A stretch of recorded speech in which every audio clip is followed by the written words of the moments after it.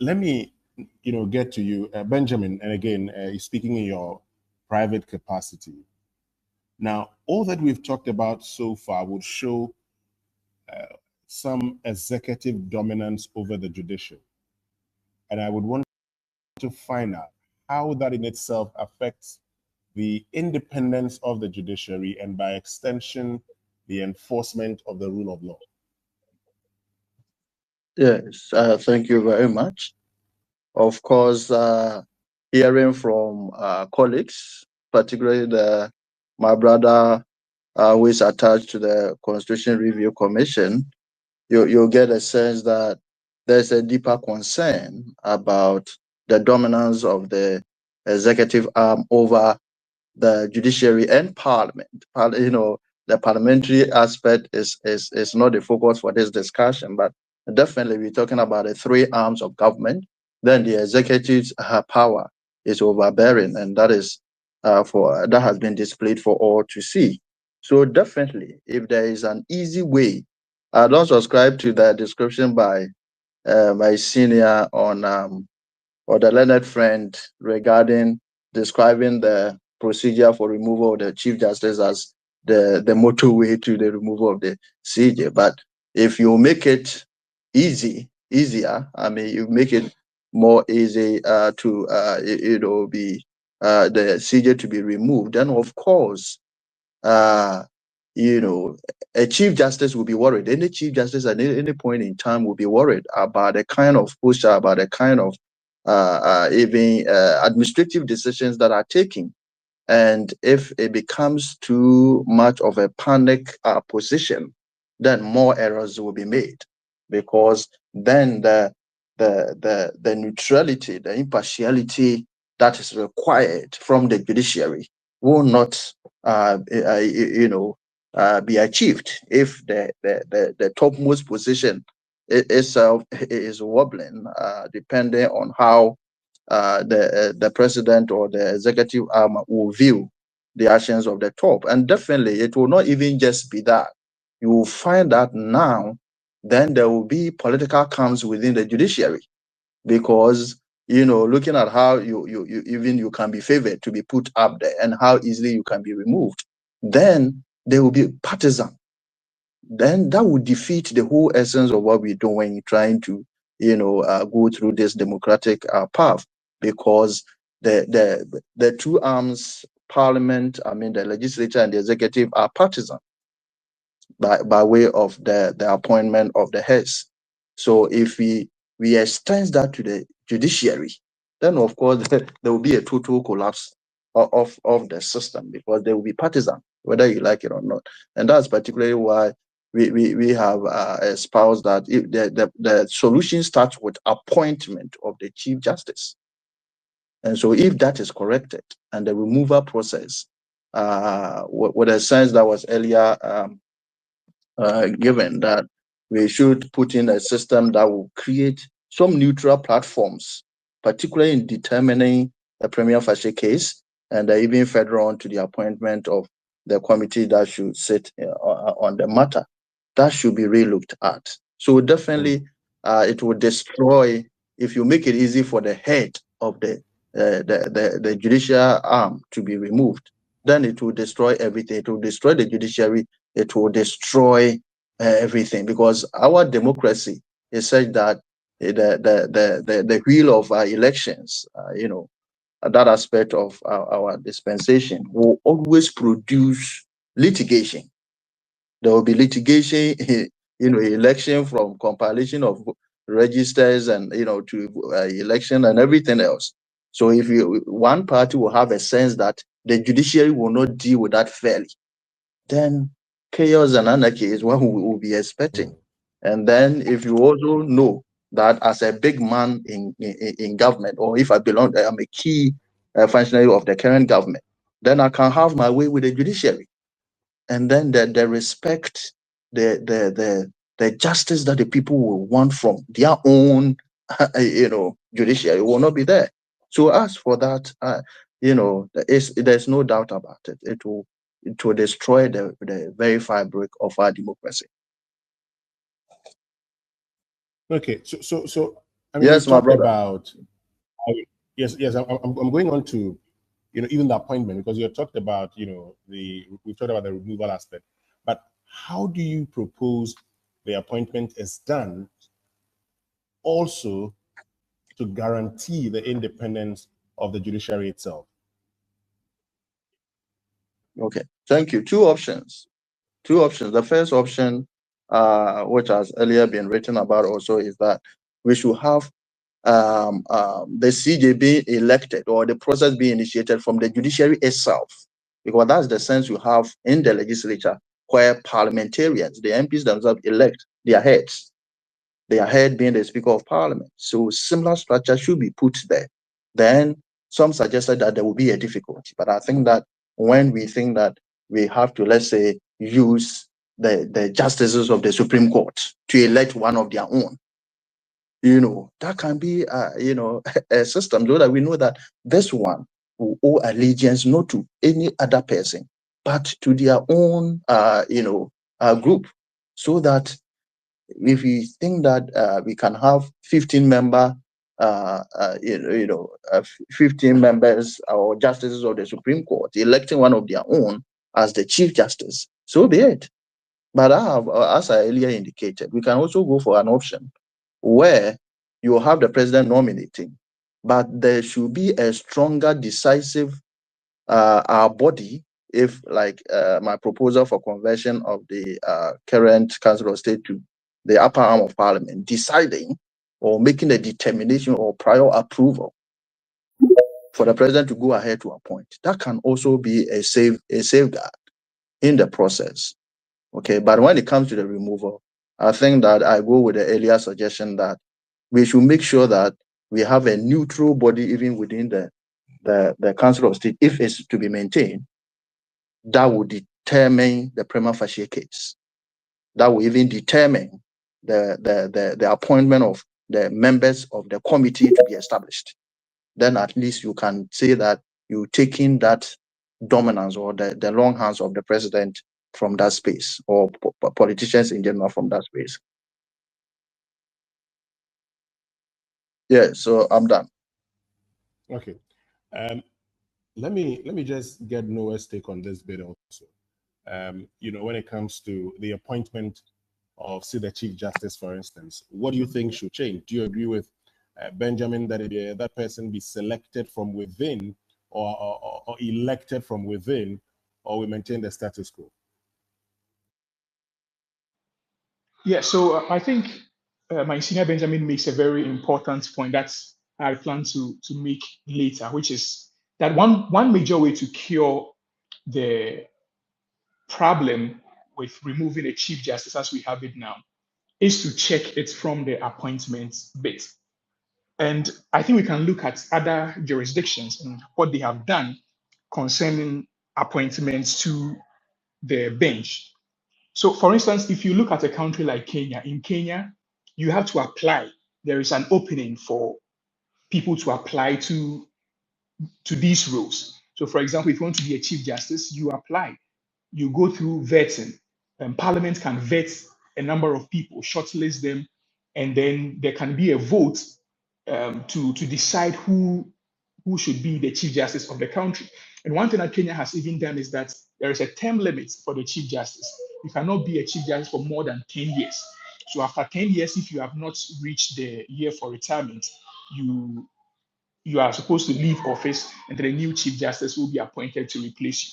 What I think we should do, and what Senior Benjamin mentioned, should form part of the thinking that we should have generally as a country on how we want our chief justices to be appointed. But I think importantly, we need to find a way that the appointments to the judiciary should be a very important mutual consensus between the executive arm and the legislature. I say this in the sense that currently, as we have it, the president appoints in consultation with the Judicial Council, and then the person will go to Parliament for approval. If it's a chief justice is in consultation with the Council of State, and the person goes to Parliament for approval. Now, Parliament's approval is whether Parliament approves or not. It's usually dependent on whether the government appointing has majority in parliament. So that becomes quite problematic. So you have to find a way where it is not just left to the yea and then the nays in parliament, which can be very politicized in rubber stamping who becomes the next chief justice. So for instance, we can have the judicial committee, as far as we have it in Ghana, appoint a number of people, maybe 3 or 4. So they nominate about 3 or 4 people to the president. The president then consults the Council of State and the speaker plus the 2 leaders of parliament, the majority leader and the minority leader. So they must all be part of that consultation to select amongst the 3 people or the 4 people, 5 people who should be chosen as the chief justice. Possibly, even after that, the president will not just appoint one out of that lot. If 5 were nominated, and that discussion between the president, the speaker, and then the 2 leaders of parliament will lead to the appointment of, let's say, 2 people. These 2 people will then go to the to parliament. Their names will go to parliament, where parliament votes to choose one out of the 2 to be the chief justice of Ghana. One other thing we also need to have in mind is that whenever we speak of interference with the judiciary, we always think of a very horizontal view of how the executive and then the judiciary and the legislature may influence the judiciary. But we also forget sometimes in the space of that discussion that there can also be a breach of judicial independence within the judiciary itself. That is when you overly concentrate power within a chief justice. As we have it now, the chief justice is one of the most powerful people we have it in country in terms of raw power. The chief justice is not just the head of the judiciary in the sense that she sits on the Supreme Court. She's almost a member of all the courts below the Supreme Court. The chief justice has the power to transfer and then take cases from people whenever she wants. She doesn't really need to explain to anybody. Even when it comes to the judicial secretary we have in the country now, the judicial secretary is appointed, as we've had it recently, from the bench. And so that judicial secretary will also be subject to the power of the chief justice. And this chief justice has no deputy. So in a sense, this judge also has the power, let's not forget, to empanel persons who sit on the Supreme Court. So if we have about 20 justices and there is a case, not less than 5 must stop on that case. The chief justice determines the 5 out of the 20 that will sit on the case. So we have basically created a chief justice who is overly powerful, and that in itself can lead to a situation where a political party might think or come to a conclusion that this chief justice is empaneling people to rule against me. And that is one of the things that was in the mind of the NDC when they were in opposition, because the chief justice was the one empaneling people to sit on cases. And the justice was empaneling usually the same people to sit on cases that involve the NDC. And as it became a slogan, the chief justice and the panel that sat was almost always ruling unanimously against one political party. That can create that perception, even if there is none, that the chief justice is being used by some other political party that appointed that chief justice against the complaining political party. So I strongly agree with Senior Benjamin that from the onset, we need to address the appointment of the chief justice, but not to end there. We need to have a system where there's internal checks within the judiciary itself to check the chief justice. People have suggested that that could include appointed deputy chief justice for every chief justice that we have.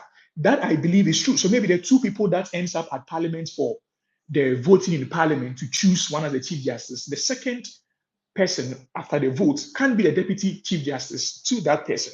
One other suggestion that has also been made recently, I think Justice Ofayekufo supports this, is that the senior most person within the Supreme Court's justices should be the chief justice upon the retirement or the removal of the chief justice. That is something we also need to think about, but that also removes the idea of politicking within the Supreme Court itself. Because if the chief justice position is vacant, everyone would want to be a chief justice. We are humans, and that may involve maybe playing to the interest of a political party so that they may appoint you.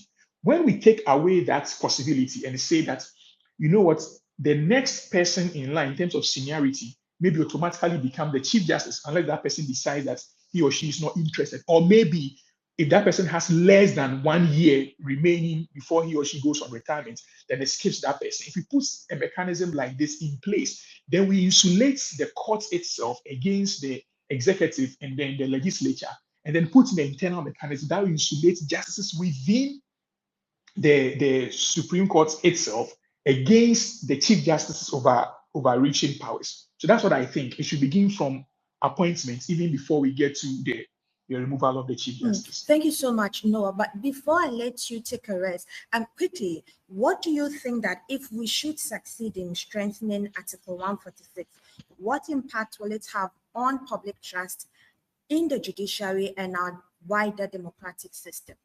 Briefly. Yeah, so I think when we look at the various reports coming from think tanks and CSOs, we can clearly see that trust in the judiciary has almost reached the lowest that we've ever had.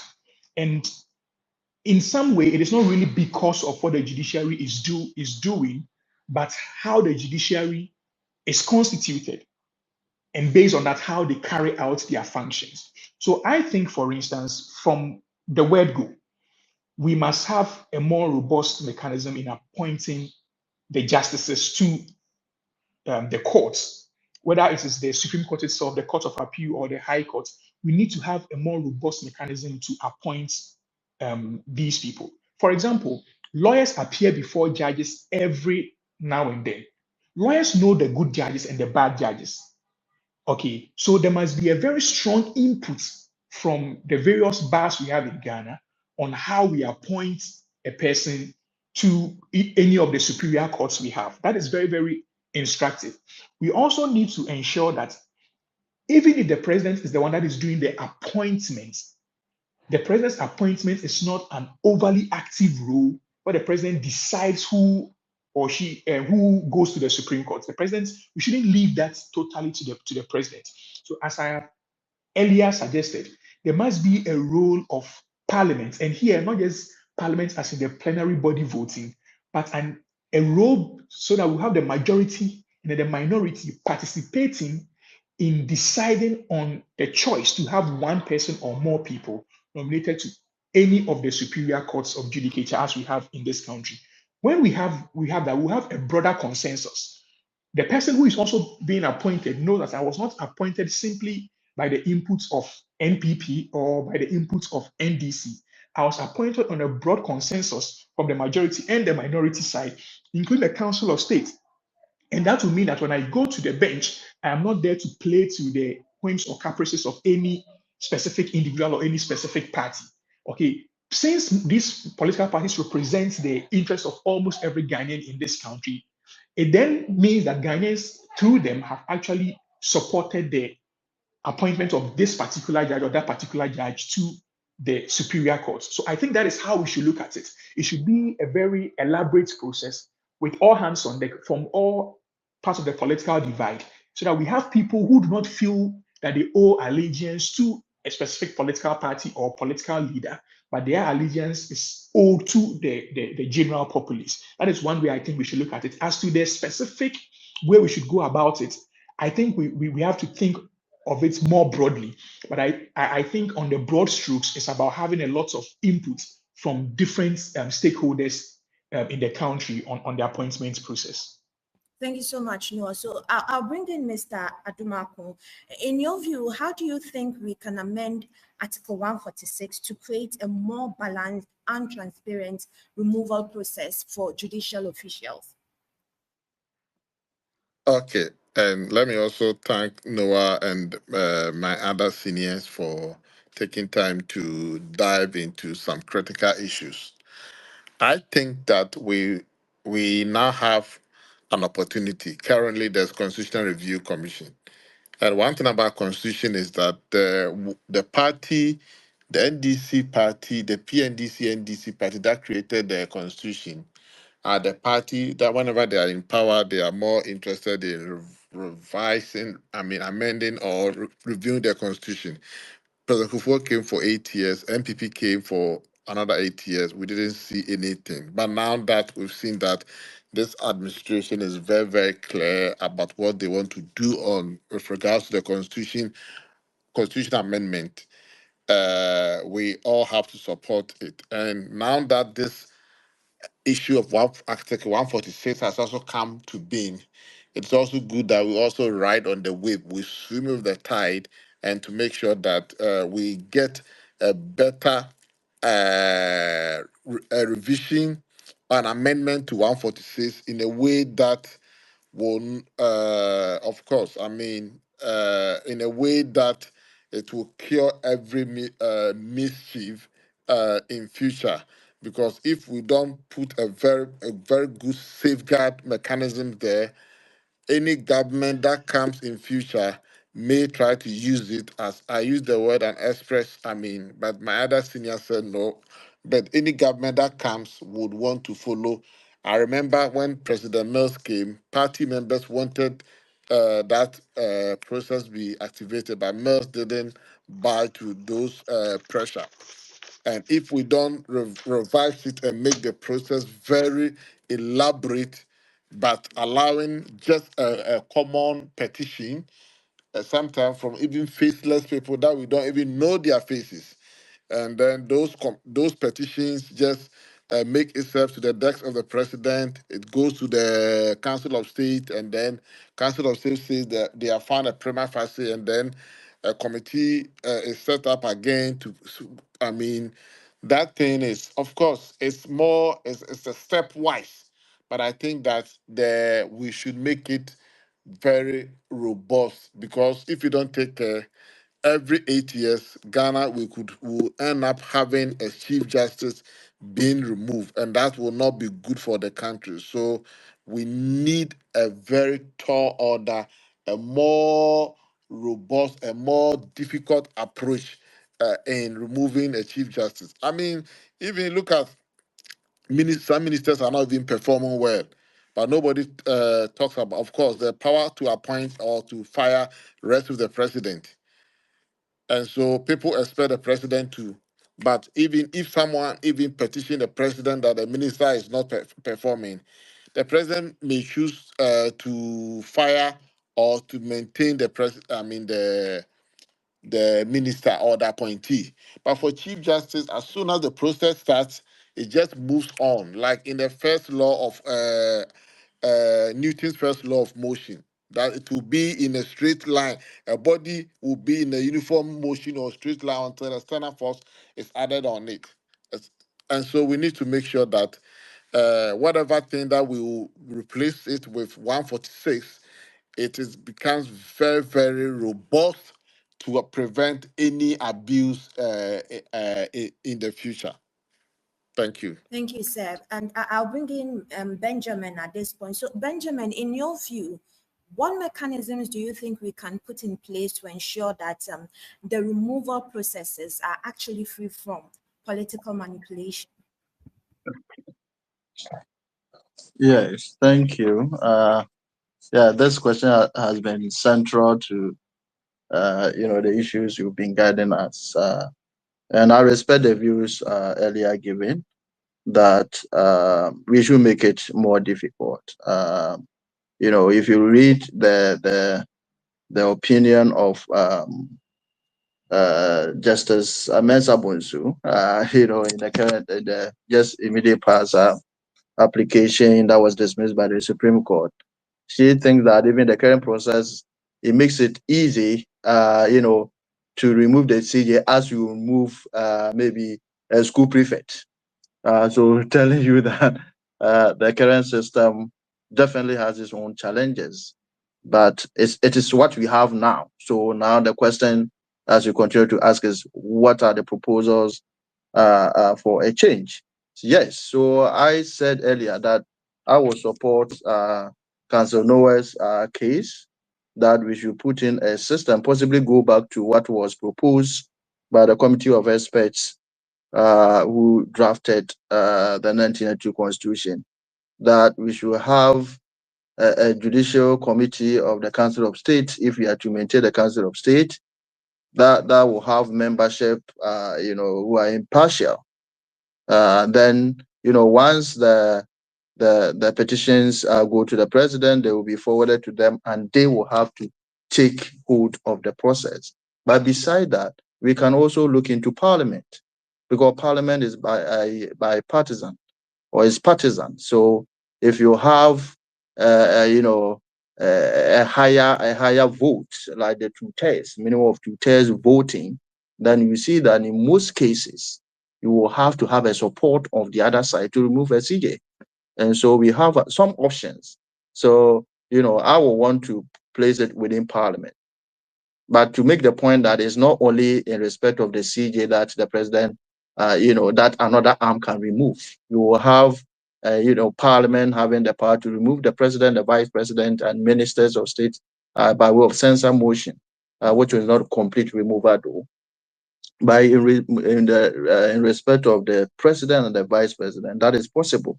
So parliament is where you are guaranteed of multi-partisan interests coming at play, and so you expect that every decision they will take will have that balance, and also that a decision that will reflect the larger populace position. Because that is the representative of the people, and if the people think that they are not doing their bidding but the bidding of their political parties, then the right accountability scheme will be put in place.